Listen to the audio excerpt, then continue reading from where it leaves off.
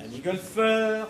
Donc ce week-end a vu la compétition de Luc Basile qui est négociant en vin, en boisson, voilà, à Quintin, s'appelle Poète Boisson.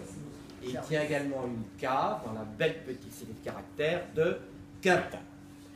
Mais avant de lui laisser la parole, alors je voudrais vous raconter comment s'est passé mon parcours.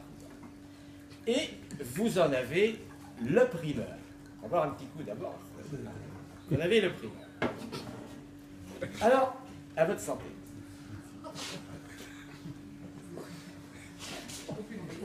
Allez. Je faisais partie d'une fine équipe et nous avions emporté quelques provisions de bouche. Château Guillot, mis en bouteille au manoir. Il y avait Émile, première série, plutôt blanc, 12,5, 13. Un gars qui avait de la bouteille. Quand il faisait son drive, on aurait dit un moulin à vent. Il montait doucement, mais alors le gars, quelle descente, mais quelle descente. Quand il frappait sa balle, ça faisait le bruit d'un petit canon. J'ai jamais vu un gars faire autant de balles provisoires. Je me souviens l'avoir vu tomber dans les Faugères. Mais par contre, il fit tout pour gagner. Moi,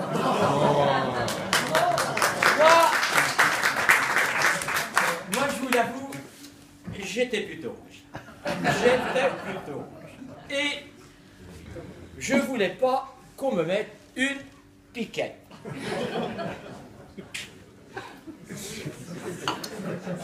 Par contre, j'ai oublié le nom du troisième larron. Je sais seulement qu'il avait le teint un peu rosé. Et qu'il ne fallait pas le chambrer. Au Troussette, il n'aurait jamais dû vouloir récupérer sa balle tombée dans le champ. Je ne sais pas comment il a fait, mais il s'est retrouvé ficelé dans les barbelés. On aurait dit une mouche prise dans une toile d'araignée. Sur le gars, il aurait pu faire le buzz. Bon, on n'était pas une équipe, il est bien, on n'était pas une équipe de petits joueurs, la preuve. On n'était pas une équipe de petits joueurs. Château Guillot, excellent. Donc, on n'était pas une équipe de petits joueurs. Eh ben voilà, c'est bien. Voilà. On n'était pas une équipe de petits joueurs. Je peux vous dire, on a fait tous les bars. Ben, ça commence. Et on buvait un coup à chaque trou. Cul sec. À un moment, il y a une balle qui arrivait dans un bunker. Eh ben, ni une ni deux, on a sablé le champagne.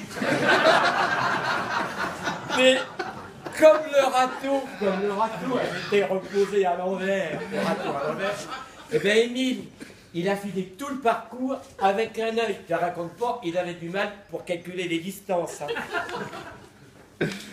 Alors, quant à moi...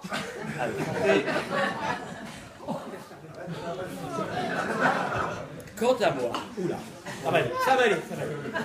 Quant à moi, au trou neuf, ma balle, elle est tombée bord d'eau.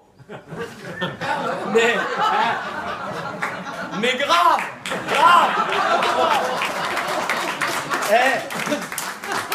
Elle était buvable,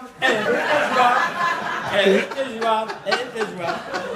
Alors, j'ai pris mon hybride. Tout le monde s'en sert. Chinon, c'est pas la peine. C'est pas la peine de l'avoir dans son sac, l'hybride. Mais j'ai fait un super airshot. J'ai glissé. Et j'ai dégueulé jusqu'en bas de la pente. Et je suis tombé dans la mare. j'avais juste la tête hors de l'eau. Putain, t'aurais entendu les grenouilles. T'aurais entendu les grenouilles. Et t'aurais vu la gueule du bois. Enfin, je me suis bien battu. Je ne suis pas resté en carafe. Et je n'ai pas lâché le meursault. Je ne voulais pas me retrouver comme un con. Et pour être sincère avec vous, je ne referai plus jamais ça. Bon, c'est vrai qu'on a un peu abusé.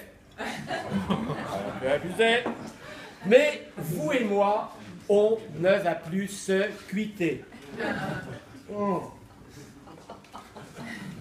Excellent. Nous sommes maintenant les meilleurs potes du monde. Nous sommes liés.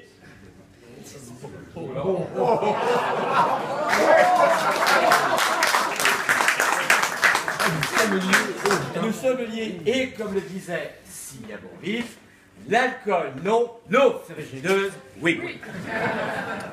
Finalement, le golf, c'est un grand espace vert que l'on fait à pied. Faire à pied.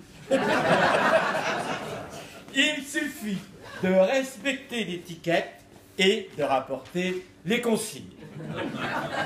Mais il faut l'avouer, le golf, c'est beaucoup de boulot.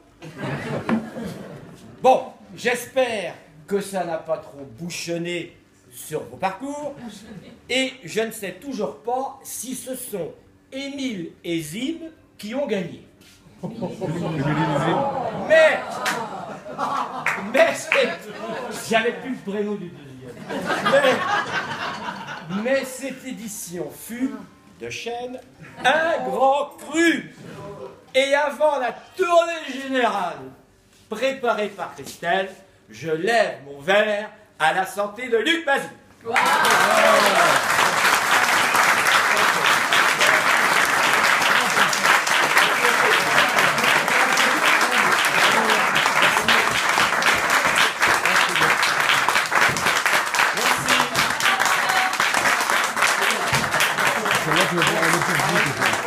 Merci.